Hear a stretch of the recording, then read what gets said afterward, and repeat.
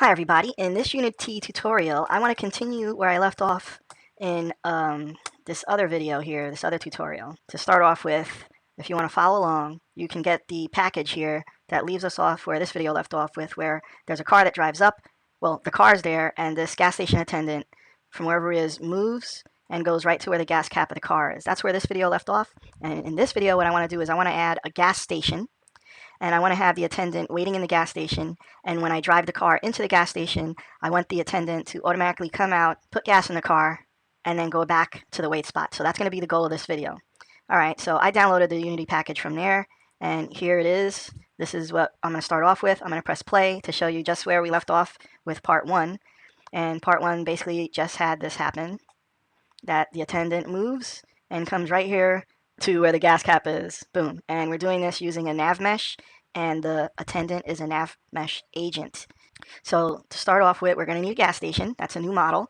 So in Magical Voxel, I also made, let's see, I also made a gas station here. So let me export it as a OBJ. So here I'm going to export it as OBJ. Let me find my game folder, Unity City Drive, Assets, and this is a Magical Voxel model. I'm going to put it here in the Magical Voxel folder, and I'll just make a new folder for it since the OBJ does have 3 files. I'll call this gas station, and then inside I will put the OBJ. And then I'm done with Magical Voxel. Now in Unity, let's bring that model in, and let's put the gas station like right over here.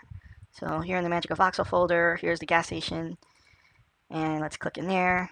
This is the gas station. So first I'll bring it into the game, and we already know that the Magical Voxel models are a lot larger than they are, than the other things in Unity. So what I'll do is, here's the gas station. Inside the model, well, inside the gas station there's a triangle. I click in here. I'll click the child gas station thing because this has the mesh.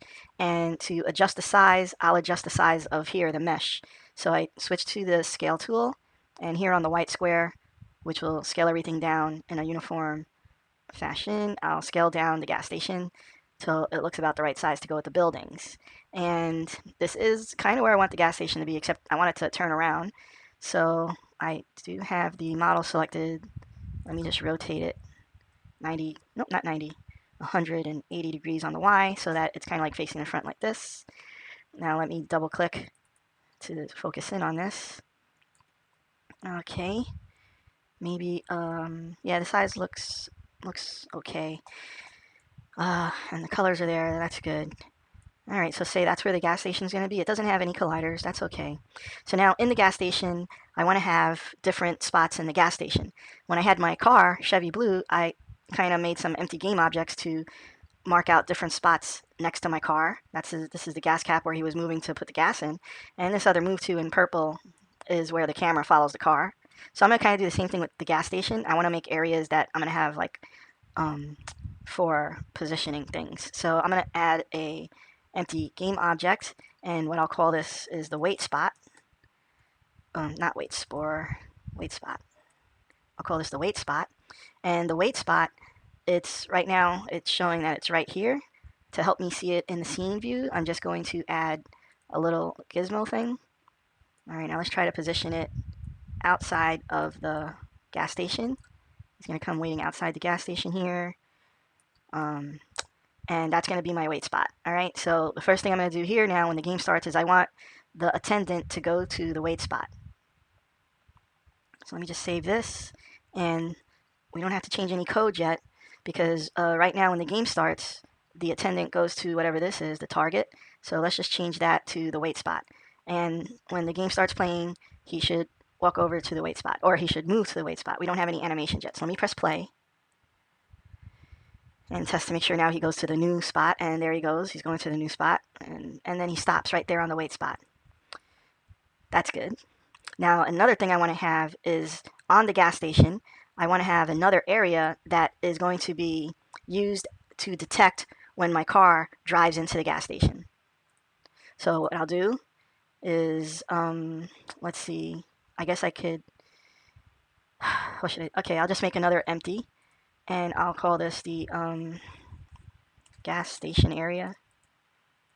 Alright, or the gas station trigger.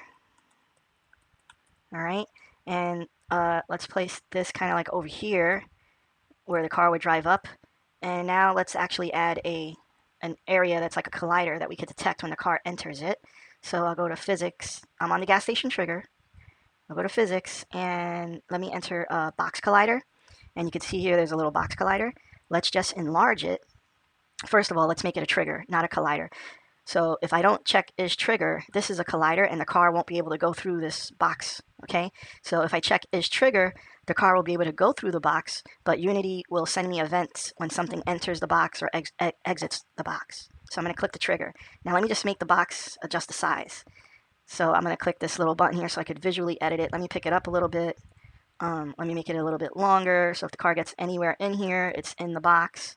And then a little bit wider, so if the car enters into this space, all right, then I'm going to be able to detect it with a trigger event, okay? So I made this box, I click trigger, and that's my gas station trigger. So now what's going to happen, I want to detect when my car drives in and hits the box. That way I'll know that my car is in the gas station.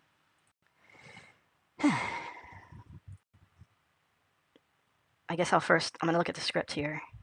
Private void on trigger enter, debug.log, something enter the gas station area. This is the gas station script.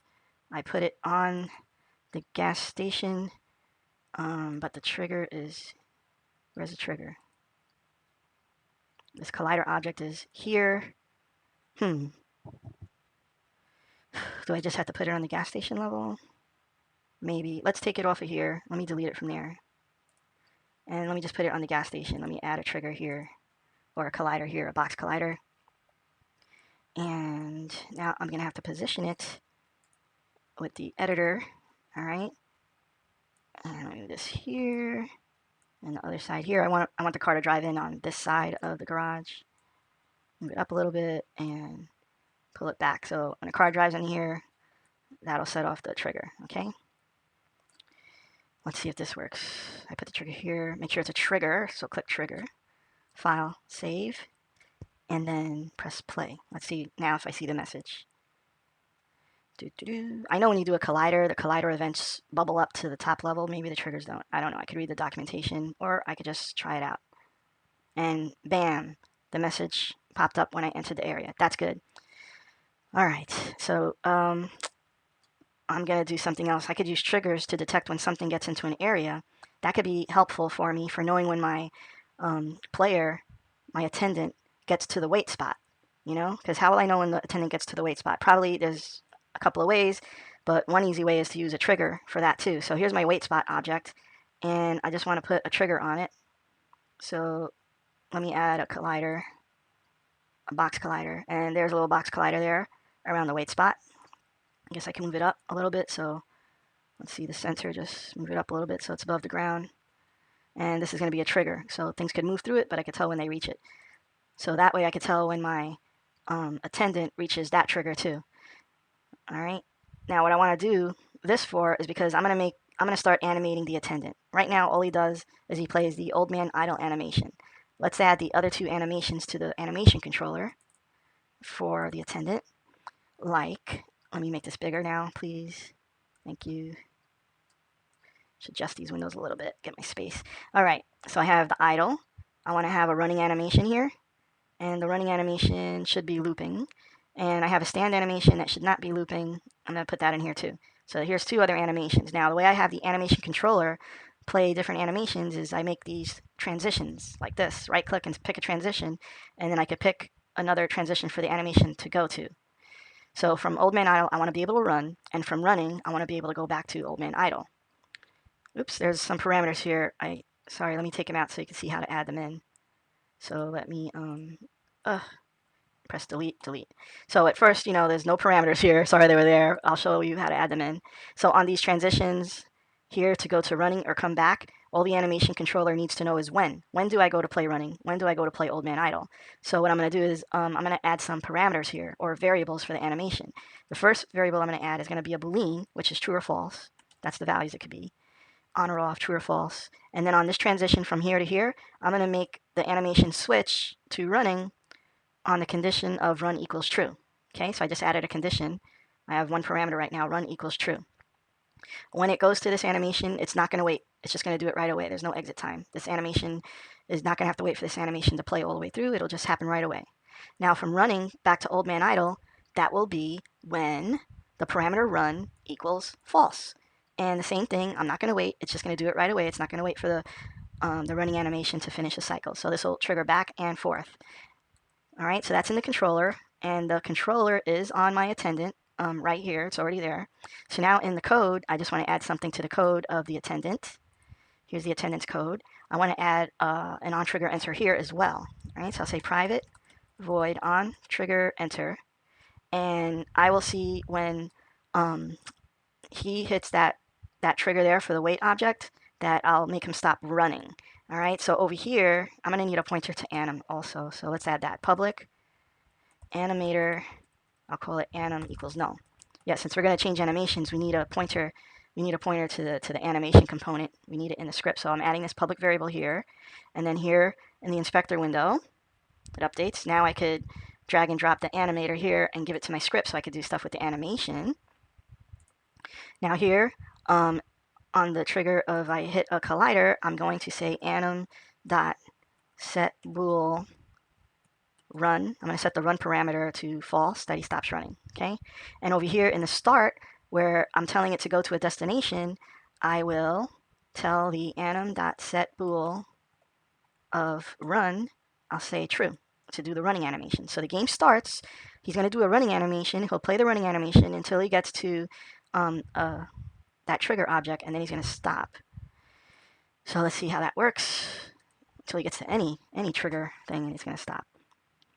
So let's try to keep our eyes on the little attendant there. He's running. You saw the animation, and then he stops running right there. So that worked. Now the only thing is we want to make sure that he stops running when he actually hits the wait animation, because say for example I had him standing over here, he's going to run through this trigger and stop running and then go there. See, for example, I'll show you the mistakes that could happen unless I'm sure of which object I went through. What the heck? Why do you take the long way around? Okay, I thought he was going to go into that trigger, but he went all the way around. Okay, forget that. But anyway, if I want to be more accurate about what I'm running to and waiting for me to hit it, I could, all these game objects here, they have things like a tag. So I could say the wait spot, I could tag it as a wait spot. All right. Now, if I didn't have a tag there that I wanted to make, you could click add tag, and then you press the little plus here, and I could add, whatever tag I want, blah, blah, blah, save it, and now there's a new tag that I could do. But I don't want that one removed. So here on the wait spot, I'm tagging that as wait spot. And what's the gas cap one on the car? For the gas cap one on the car, I made a tag, and I'm going to tag that as gas cap. Okay. Now, on trigger enter, when I collide with something, the other object, I could see what kind of object it is. I could say if other.compare tag equals wait spot equals true, then I could do something. Only if it's the wait spot. I could do something like make him stop running, like that. Okay. So he's going to run, and then when he gets to the wait spot, he's going to stop running. Let's see. Well, it's going to do just what it did before. I'm going to put him, let's put him over here like he has to get to work. He's late to work. Let's see what happens when I press play. Yep, he's running to work. He's late, he's late, he's late. And then he gets to work, and he stops. He's right there behind the gas pump. He just stops, and he changed the animation. All right, now let's do the thing that when the car comes into the gas station, he runs and runs and runs to the car's gas cap. All right, so the attendant, right now, he has one target.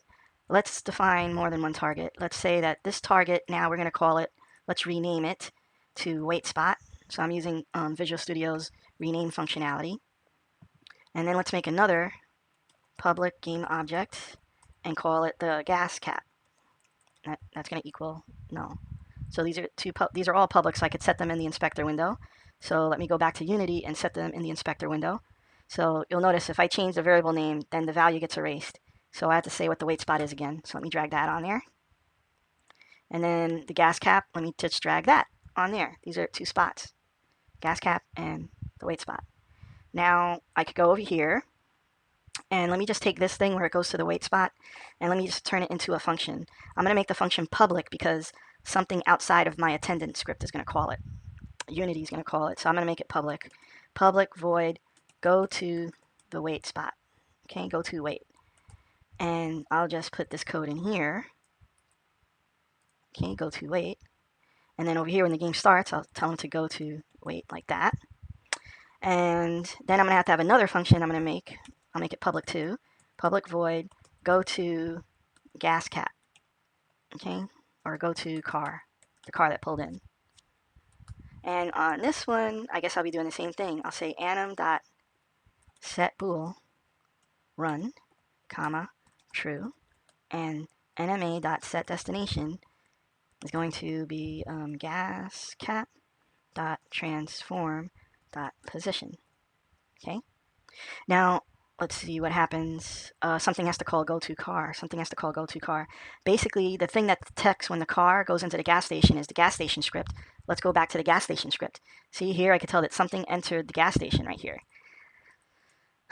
So when something enters the gas station, we want to do something, not just print a message. We want to have the attendant go to the car. So in order to communicate with the attendant script, we should put a pointer here to it. So public attendant script, okay? And we'll just call it this attendant. So attendant. So C# is case sensitive. That's why if I make this lowercase and this is uppercase, this is the variable and this is the class, the script, equals null. Okay, so now I got to set what the attendant is for the gas station script. So let's go back here. Let's pick the gas station. And you're going to see here that public variable attendant. So what am I going to drag in here? I want to tell it who the attendant is. So I'm going to drag the attendant game object. And then when I drop it over here, Unity is going to look in the game object for the attendant script. It's going to look in it for the attendant script component. And it's going to set this attendant variable equal to the attendant script component. So now I have a pointer to the attendant. And in the attendant, these two functions are public. This is why they're public. Because here in the gas station, now what I'm going to do is when something enters the gas station, basically this is the gas station trigger. This is the gas station trigger area, okay, is hit. Something hit it. So what I'm going to do is tell the attendant dot to go to the car, okay. Something enters it, the attendant will go to the car. And I think that's basically all this script has to do. All right, so let's see, save it, and let's see what happens. Attendant's going to go there. When I drive in, then the attendant's going to go to the car. That's what should happen. And the go to car, he should run to the car. Okay. Over here, when he hits the trigger of the car has a gas cap. Let's put a little trigger area on the gas cap thing too, so we could tell when the attendant gets to the car. Add physics box collider on the gas cap area. And I could move it up a little bit if I want, using the center thing. Okay, file, save. Okay, so here when he hits the wait spot, he stops running, and we'll say else if other.compare tag to the gas cap equals true, that he will also stop set bool run comma false. Okay, so let's make sure that the gas cap has a tag on it, just to make sure. Here's the gas cap, and it does have a tag called gas cap. That's good. All right, let's try it out. Push play. And it's going to start up. He's running to there, to the wait spot, and he gets there, and he stops running. Now I'm going to drive in, and he starts running to the car. Yeah, let's find the gas cap. It's not there. Where is it? Where's the gas cap? It's right there. And he's still running. Wait a minute. I moved the car, and now he's not following me. That's because the command to set destination is only being called once. And if the car keeps moving, then the attendant's not going to know where the car moved to. So I'm going to take care of that with something else. I'm going to have another game object. This one's going to be private game object. And I'll just say current target, where I want the car currently to move. Okay. And then in start, when I say go to wait, I will, instead of setting the destination here, I will say that the current target equals the wait spot game object. And then over here, when I say go to car, I'll say that the current target equals the gas cap. Okay. And now I'm going to use another function up here. I'm going to add another model behavior function called update, void update. All right. So now every frame of the game, the attendant is going to be trying to get to one of these targets. So here I'll say if current target is not equal to null, then nma.setDestination to the current target dot transform that position. Okay. That way, if the car moves, he'll still go to wherever the gas cap is. Let's see. Make that a little bigger so you guys can see it. All right, let's try that out. Press play. And he's going to work. He's going to work. He gets to work and he stops. Now the car's going to come in and drive in, and there he goes. And he's running. Okay, let's move up, and you see he follows me with the car. I move back, he follows the car. Now I think he's hitting the target, I think, but nothing's happening. Maybe when I put the gas cap on the target, let me make sure that this is a trigger. So here's the gas cap, and you see what? I didn't make it a trigger. Let me make it a trigger. That was my mistake. Now let me try it again. Press play. The game runs. Let's go in the gas station, and I'm a car coming in to get some gas. I come into the gas station. He comes up to the car, and he gets to the gas cap, and then he goes back to idle. Good. So now he knows when he gets to the car. Now what I want him to do is play standing animation when he gets to the car, acting like play the animation like he's doing something to the car. So here in the animation controller, let's add some more transitions. Let's add a transition from idle to standing, and from standing back to idle. Okay. So here in the parameters, to know when we play standing, I'm going to add a trigger, not a bool. I'm going to add a trigger and call it stand. And I'm going to put that trigger over here to say that if the trigger is set, automatically start playing the standing animation. So let me put the thing here, stand. And we want it to happen right away, so take the exit time off. Then the stand animation should play one time, all right? It's not looping. It plays one time, and when it gets to the end of the animation, it's going to follow this line to go back to old man idle. This is a situation where we do want to leave has exit time on to give the standing animation a chance to finish before it goes back to idle. All right, so let's see what happens now. We want him to come up to the car, and then he should do the standing animation. So I'm going to press play, and we'll test it out. See how it's going. Okay, there he goes. He's going to work, and here I am, a car. I'm coming in, and then he comes to the car, and what happened? He didn't play the stand animation. I didn't see it happen. Let me see if I hit the trigger. Yeah, you see that's a stand animation, and then it should go back to idle, but it didn't do the stand. Maybe there's some code I forgot to put in. So let's see, here's when he gets to the gas cap. All I did was turn off run. I should turn on the stand animation. Anim.set trigger stand. That's all you got to do. Set trigger stand. Now let's try it again. Press play. He runs to the gas station, and I drive the car in to the gas station. He detects that, comes to put gas in the car, does a stand animation, and then after that, it should run back. Perfect.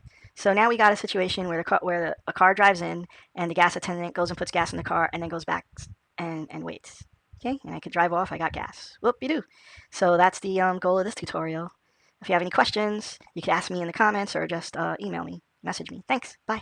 You made it to the end of the video. I'm so proud of you. This is my website. The main thing I want to show you is that for any of these videos that you've seen on YouTube, I have the tutorial section, which has the blue links for the projects, and the orange links are the files. Also, you could go over here and play some of the games we made in the game camp.